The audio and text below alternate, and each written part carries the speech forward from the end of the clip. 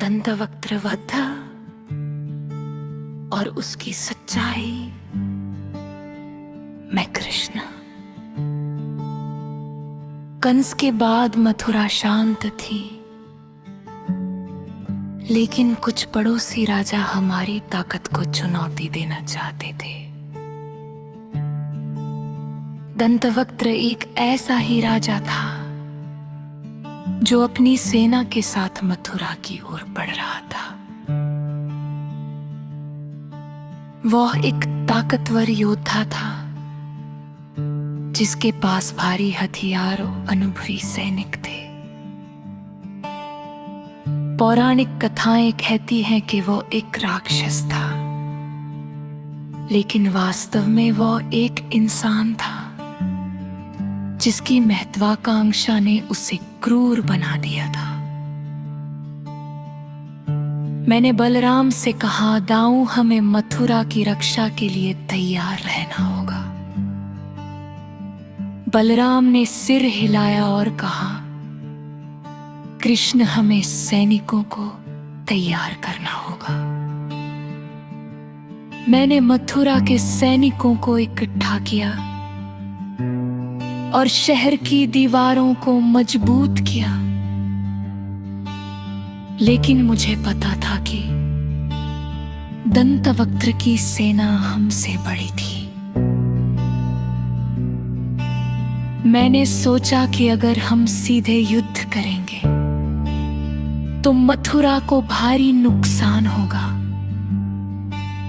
मैंने एक रणनीति बनाई। मैंने सुना था कि दंतवक्त्र का शिविर एक नदी के किनारे था। मैंने सोचा कि अगर हम नदी के रास्ते को बदल सके तो उनकी सेना कमजोर हो सकती है।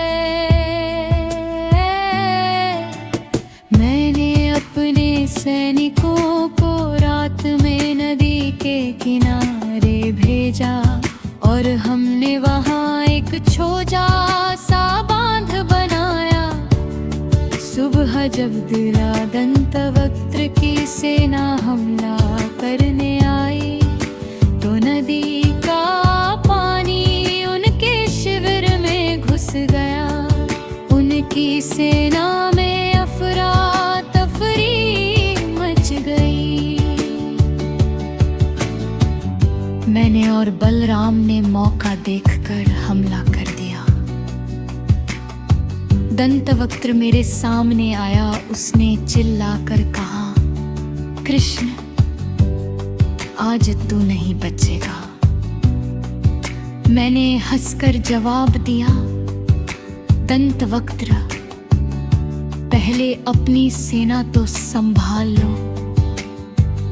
मैंने अपनी तलवार उठाई और उसका सामना किया। वो ताकतवर था, लेकिन मैं तेज था। मैंने चकमा देकर उसका हथियार छीन लिया।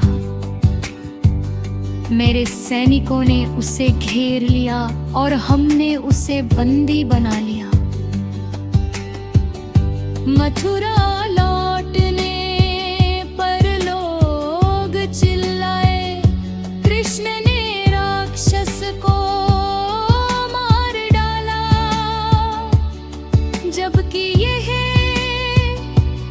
सच नहीं था। वह तो बस एक राजा था। पौराणिक कथाएं कहती हैं कि मैंने दंतवक्त्र को मार डाला था, लेकिन सच्चाई ये है कि ये सब मेरी रणनीति और मेरे सैनिकों की मदद की जीत थी। लेकिन दूसरी तरफ मृतकों का पहाड़ लगातार बढ़ा सच को जानिए, परखिए, फिर आगे।